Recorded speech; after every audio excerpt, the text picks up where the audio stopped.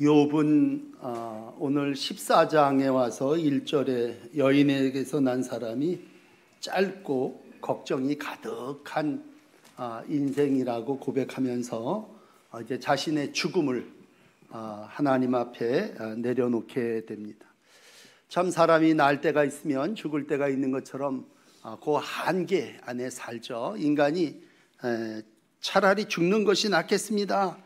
지난 주일날 7장에서 그런 말씀을 여러분에게 드렸다면 오늘 그는 삶의 마지막을 죽음이 이제 자기한테 다 왔다고 생각을 해요. 그리고는 꽃과 같이 시드는 그러한 인생 짧은 삶을 살지만 그 마음속에는 이제 믿음이 있었으니까요. 오늘 7절 같은 경우 이런 표현을 해요. 나무는 희망이 있다. 요즘을 보면서 이제 느껴야 되는 건데, 나무가 희망이 있다. 그건 나무는 찍혀도 다시 거기서 움이 나고 연한 가지가 끊어지지 않고 사는 거죠. 그런데 사람은 안 그렇다는 거죠. 장정이라도 인간은 한번 찍히면 다시 움이 나고 가지가 나는 그런 존재가 아니라고 하는 것을 표현하고 있습니다.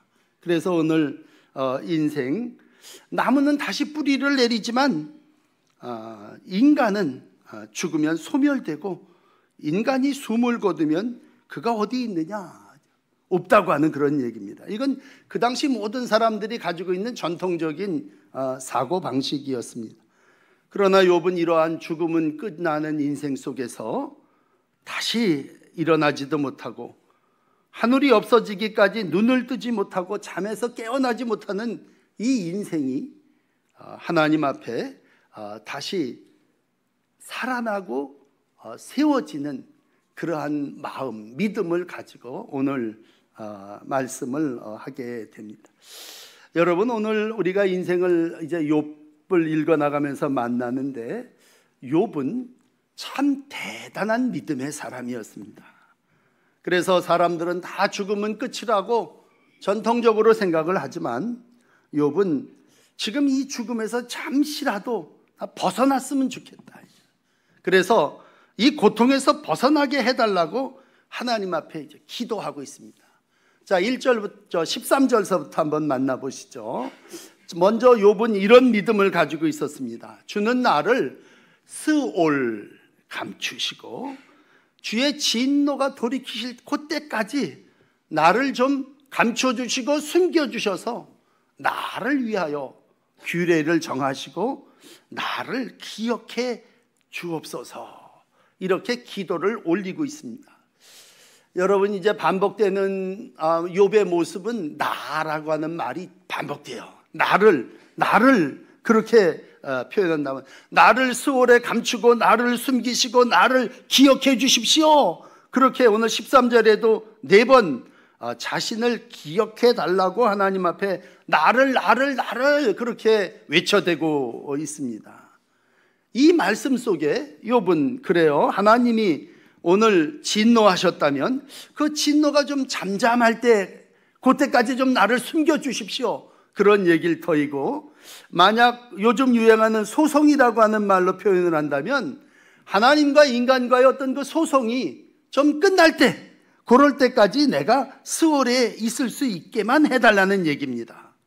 여러분, 이 얘기는 그 당시 사람들에게는 굉장히 파격적인 그러한 얘기입니다. 죽음은 끝이라고 하는 생각을 가지고 있는 사람에게 내가 지금 죽음이야, 스월이죠, 거기에 내려갔다 할지라도 하나님 거기서 좀 나를 감춰주십시오.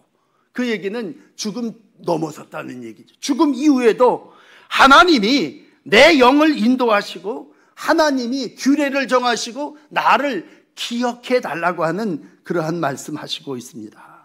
그러므로 욥에게 있어서 이 스올이라고 하는 곳에 장소를 정한다면 그건 잠깐 머무는 자리입니다. 그러니까 어떤 사람이 재판을 받기 위해서 구치소에 지금 잠깐 가 있다면 거기서 영원히 있는 게 아니라 판결이 되면 이제 해결될, 그렇지 않으면 거기서 나오게 된다고 할 때, 욥은 오늘 자기 자신이 죽음으로 끝나는 인생이 아니라 이후에도 이러한 일들이 일어나게 될 거라고 하는, 요즘으로 얘기하면 부활에 대한 신앙이 이미 욥에게 있었습니다. 참 대단한 거죠. 여러분, 우리는 지금 부활 이후의 성령 시대를 살고 계시는데 예수님이 부활하셨습니다.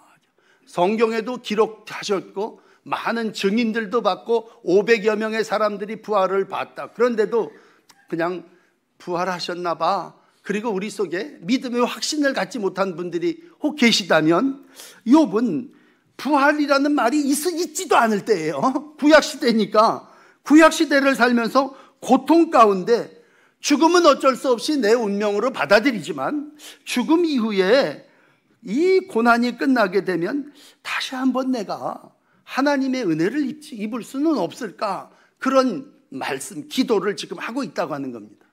물론 욥만 그런 게 아니라 구약에 보면 계시를 받은 사람, 예를 들면 다니엘 같은 사람도 다니엘 12장 2절에 보면 의의 최후의 승리를 믿었습니다. 많은 이들이 무고하게 순교했다면 그를 표현하기를 이렇게 표현해요. 땅에 티끌 가운데 자는 자들 중에서 많은 사람이 깨어나 영생을 받는 자도 있고 수치를 당하여 영원히 부끄러움을 당할 자가 있을 거다. 그러니까 다니엘은 환상 중에 뭘 봤냐 하면 죽은 자들 가운데 깨어나 영생을 받는 자도 있고 심판을 받을 자도 있다고 하는 그러한 믿음이 다니엘에게. 아모스도 똑같아요. 아모스서 9장 2절에 보시면 음부에 있을지라도 그 스월에 내려가죠. 내 손이 거기서 붙잡아 낼 것이요 하늘로 올지라도 내가 거기서 붙잡아 내릴 거다. 이 얘기는 마지막에 하나님이 반드시 심판하실 거라고 하는 그러한 믿음이 다니엘에게, 아모스에게 있었던 것처럼 오늘 욥도 똑같은 신앙을 가지고 있습니다. 여러분, 이제 우리가 예수님 당시 얘기한다면 38년 된 병자가 있습니다. 베데스다 연못가에 38년이 됐다고 연도를 못 박는 것은 긴 병을 앓았다는 얘기고, 그 얘기는 이젠 더 이상 나을 수 없다는 얘기죠. 여러분 생각을 해보세요. 38년 된 병자가 오늘 물이 동하기를 기다려서 연못가에 다른 병자들과 같이 쫙 모여 있습니다. 오늘 예수님이 그곳을 찾죠. 그리고 많은 사람들 중에 그에게 묻습니다. 오늘 그럴 때 그 38년 된 병자가 이런 말을 해요.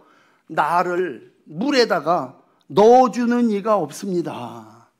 설령 물이 동하여 처음 그 물에 들어가는 사람이 낫는다고 하는 그 당시에 풍습이 있다면 제일 먼저 달려가는 사람은 나보다도 발이 빠른 사람들이고 건강이 조금 나보다 나은 사람인데, 나는 38년을 앓고 있으니까 내가 다른 사람들보다 먼저 그곳에 간다는 건 확실히 불가능한 일입니다. 그런 얘기죠.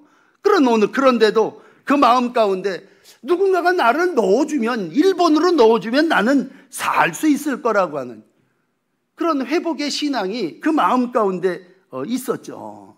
그래서 예수님은 그 믿음을 보시고 38년 된 병자를 여러분 아시는 대로 치유하지 않습니까? 너 자리를 들고 일어나 걸으라.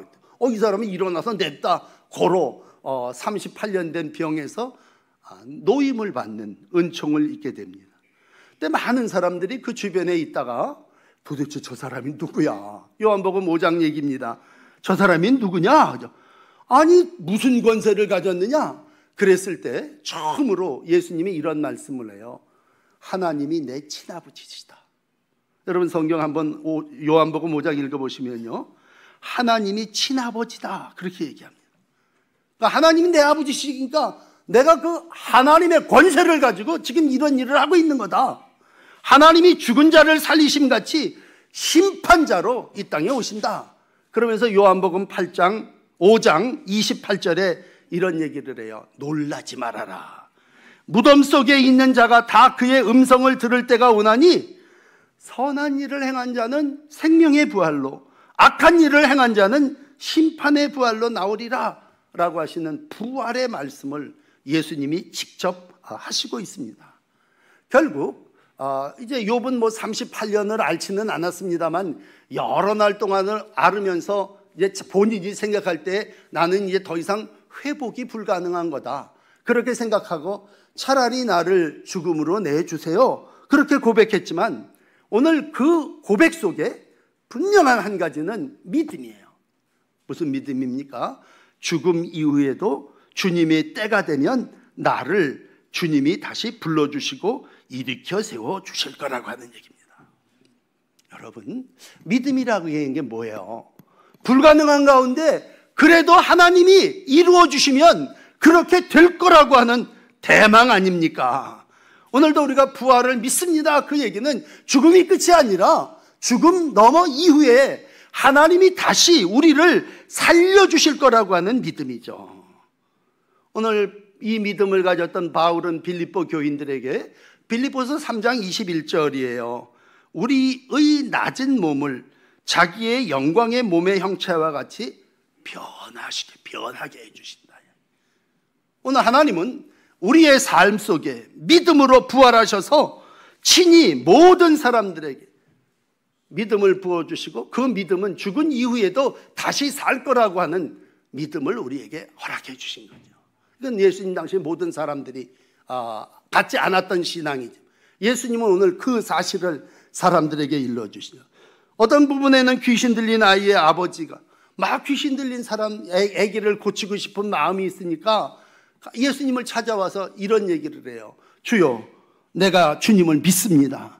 그 다음 두 번째 이런 얘기를 해요. 나의 믿음 없는 것을 좀 도와주십시오.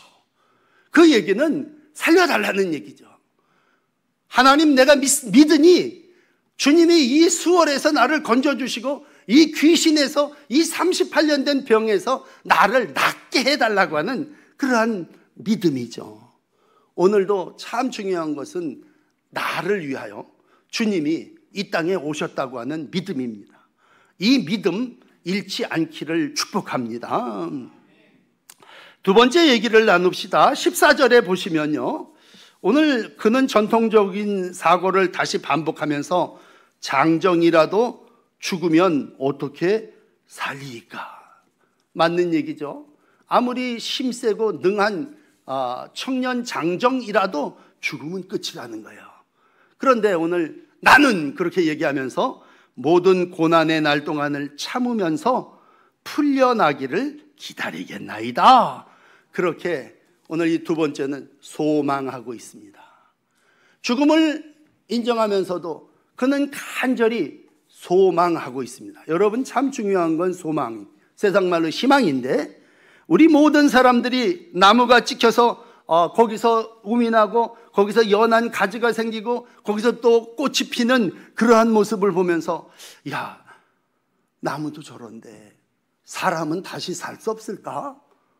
장정이라도 살 수 없지만 이 인생을 살아나가는 동안 내가 좀 영원히 살 수 있는 길은 없을까? 욥은 오늘 전통적인 죽음의 이해를 넘어서서 소망하게 됩니다. 그때가 된다면 고난의 날 동안 내가 참으면 내가 거기서 다 풀려나와서 내가 거기서 새로운 삶을 살게 될 거라고 하는 희망을 갖게 됩니다. 그러므로 여러분, 참 중요한 것은 그럼에도 불구하고 내가 병 가운데 있음에도 불구하고 내가 죽음의 문턱에서 스월을 내려갈까 말까 하는 순간에 있다 할지라도 하나님은 오늘 욥에게 소망이라고 하는 것을 가르쳐줍니다. 야, 고난의 날에 참으면 모든 것이 풀려서 이게 해결되지 않겠느냐. 그 당시에 예를 하나 들어드린다면 그래요. 전쟁이 일어나면 제일 먼저 군대를 소집하지 않습니까? 군대를 소집하면 이 사람들이 한마디로 병사로 끌려갑니다. 끌려간다는 건 기약이 없다는 얘기예요. 하나 방법이 있는데 그건 이제 전쟁에서 이기든 지든 전쟁이 끝나면 이 사람들이 그 전쟁에서 자유를 얻어서 다시 아내 품으로 집으로 돌아가게 되는, 그걸 소집 해제라고 얘기한다면 오늘 이 14절에 풀려나기를 기다린다. 어떤 사람이 감옥에 원치 않지만 갔어요. 복역하여. 그러면 간절히 원하는 건 날짜를 정해놓고 그날이 오기만을 기다리는 거죠. 제대 날짜를 기다리듯 오늘 죄를 다 풀어서 자유를 얻기를 기다리는 심정으로 오늘 14절에 고난의 날 동안만 참으면 정해진 날이 오면 그것이 설령 음부라 할지라도 나는 거기서 나와가지고 이제 자유를 얻을 수 있겠다라는 얘기입니다. 그렇다면 여러분, 오늘 이제 한 절 내려가셔서 15절에 이런 얘기를 해요. 그러나 이 방법은 인간적으로 생각할 때는 기약이 없는 거예요. 그러나 한 가지 방법이 있는데 그건 누군가가 나를 부르신다면, 특별히 주께서 부르신다면 내가 일어나서 법정에서 막 대답을 해서 내 무죄함이 드러나게 될 것이고, 내가 이제 나를 부르신다면 내가 이제 전쟁에서 더 이상 고통당하고 죽임당하지 않고 벗어나서 집으로 돌아갈 수 있다면 주님은 나를 부르시는 자고 나는 얼른 그에게 대답하리라. 참 중요한 신앙은요, 하나님과 나와의 관계입니다. 관계. 주님 나를 부르소서. 앞에 13장 22절에도 똑같이 얘기해요. 주는 나를 부르소서 내가 대답하리이다. 혹 내가 말씀하게 하옵시고 주는 내게 대답하게 하옵소서. 그러니까 내가 지금 스월에 내려가 있다 할지라도 주님이 부르신다면 내가 거기서 나올 수 있는 희망이 있다는 얘기예요. 욥은 마지막까지 이 소망의 사람이었기 때문에 42장에 가서 회복과 갑절의 복을 받게 됐습니다. 그렇다면 누가 부르겠어요? 모든 주도권을 가진 조물주가, 만든 사람이, 원인을 제공한 모든 이가 그를 불러낸다면 욥을 부를 것이고 나는 대답할 것이다 확신하면서 고통 속에서 욥은 하나님만을 기다렸습니다. 여러분, 그렇습니다. 고난의 길에서 벗어나는 방법은 인간 자력으로는 불가능해요. 왜? 장정이라도 살 수 있는 방법은 없으니까. 그렇다면 사는 길은 오직 온이 하나입니다. 그건 바로 하나님이 나를 부르실 때 하나님과 교제하는 겁니다. 하나님과 교제하는 거. 이게 하나님과 나와의 관계고, 오늘 설교 제목이 나를 위하여입니다. 오늘 욥은 내가 계속 이 말을 반복하는 것은 하나님과 나와의 관계만 맺어진다면 내가 지금 병이 아니라 스월, 저 지옥, 저 불구덩이 속에 내려가 있다 할지라도 하나님이 나를 부르시면 내가 거기서 다시 나올 수 있다는 겁니다. 그러므로 여러분, 오늘 참 귀한 성경 말씀 하나를 함께 나눕시다. 그건 요한복음 17장 3절입니다. 우리가 이 땅을 살아나가면서 죽음은 끝이다, 영생이 어디 있어? 영생을 어떻게 얻을 수 있어? 여러분, 나를 위해서 예수님이 저 십자가에 못 박혀 죽으셨습니다. 그렇다면 그 피 흘려 죽으신 그분이 어떻게 나를 영원히 살게 하신다는 얘기입니다. 요한복음 17장 3절 한번 보시죠. 영원히 살 수 없는 인생이, 스월에 내려간 인생이 영생을 얻는 한 가지 방법, 유일하신 참 하나님과 그 하나님이 보내신 예수 그리스도를 아는 겁니다. 한번 같이 읽어보실까요? 영생은 뭡니까? 영생은 곧 유일하신 참 하나님과 그가 보내신 자 예수 그리스도를 아는 겁니다. 그러니까 내가 지금 죽음에 있다 할지라도 영생을 얻는 길이 있는데 그건 내가 자력으로는 불가능하고 하나님과 그가 보내신 예수 그리스도를 알면 우리는 거기서 영생을 얻을 수 있습니다. 그러므로 영생에 대한 소망은 내 장정이, 내 힘으로, 내 능으로 되는 게 아니에요. 안다고 하는 건 여기서 정보가 많다는 얘기가 아니에요. 우리는 맨날 안다고 하면 머리를 생각하는데 머리로다가 아는 게 아니라, 안다고 하는 얘기는 아담이 하와를 알았다, 그런 얘기는 아담이 하와하고 관계를 맺어가지고 애가 생겼다는 얘기예요. 그 안다고 하는 얘기는 내가 하나님과 관계를 맺으면 이라고 하는 말씀입니다. 그러므로 도대체 그 하나님 누구십니까? 오늘 말씀 앞에 자기 손으로 지으신 인간을 돌보시는 분이시죠. 15절 아랫부분 한번 더 비춰주실까요? 주의 손으로 지으신 것을 기다리겠나이다. 하나님은 누굽니까? 그분은 조물주야. 그분은 나를 지으신, 만드신 분이야. 주의 손으로 지으신 그분을 기다립니다 그랬을 때, 그분은 내 모자라는 것도 채우고 가뭄에 나의 삶을 윤택하게 하시고 내 넘치는 거, 홍수의 모든 범람함 가운데도 내 삶을 지켜주시는 분이라면 그 하나님을 아는 것, 여러분, 그러므로 신앙생활은 뭐예요? 하나님을 아는 겁니다. 영생을 얻는 길은 뭐예요? 하나님을 알고 그가 보내신 예수 그리스도를 아는 거예요. 하나님을 알 때 예수가 나를 위하여 십자가에 죽으셨다고 하는 사실을 알고 내 입으로 시인하고 고백할 때 여기 계신 모든 분들이 다 영원히 살고 천국에서 만나게 될 줄을 믿습니다. 오늘 그것이 하나님이에요.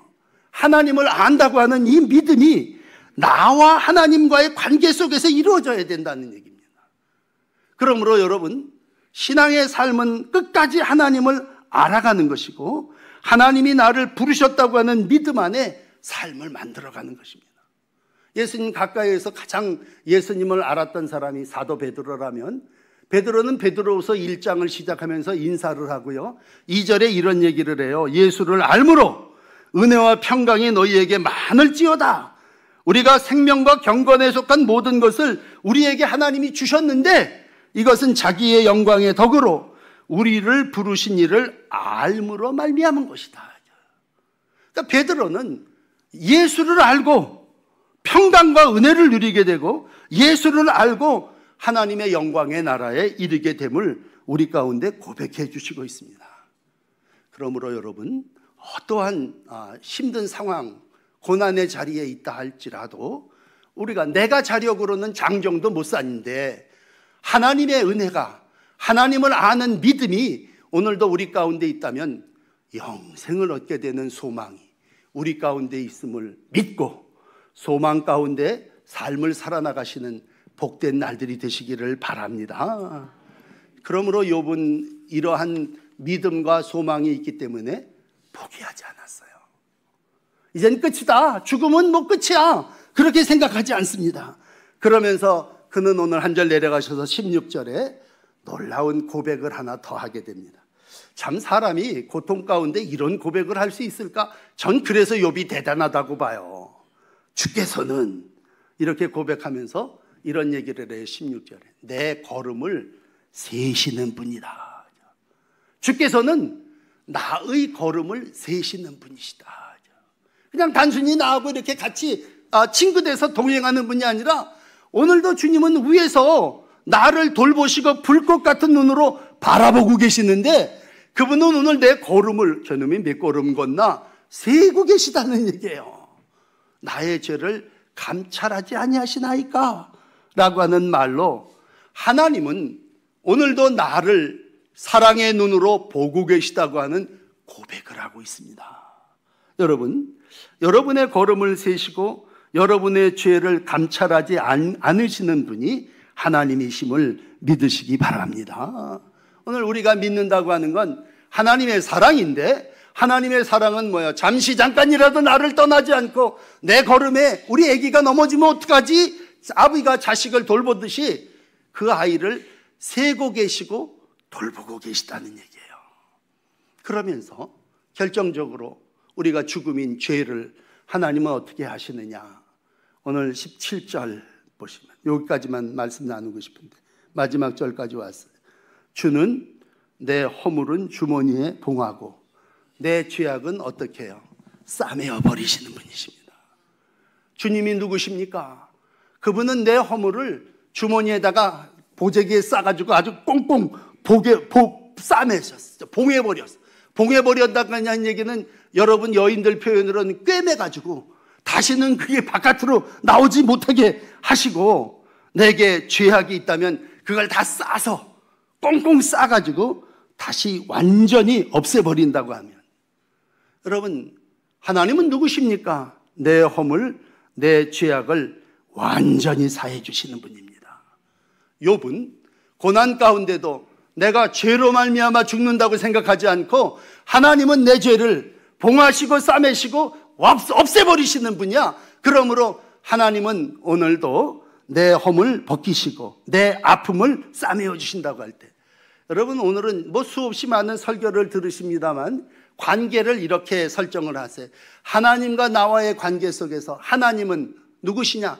내 죄를, 하나님은 내 허물을 사매시고 봉해시는 분이에요.